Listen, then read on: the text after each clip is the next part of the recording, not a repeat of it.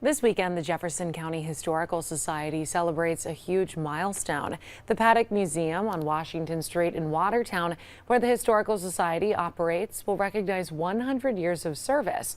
In 1924, the mansion opened as the Historical Society's museum after the home was bequeathed to the Society by Olive Paddock upon her passing. Olive and her husband, Edwin Paddock, were longtime philanthropists and trusted the Historical Society to preserve their historic home. As a museum, the mansion houses thousands of artifacts from across the county.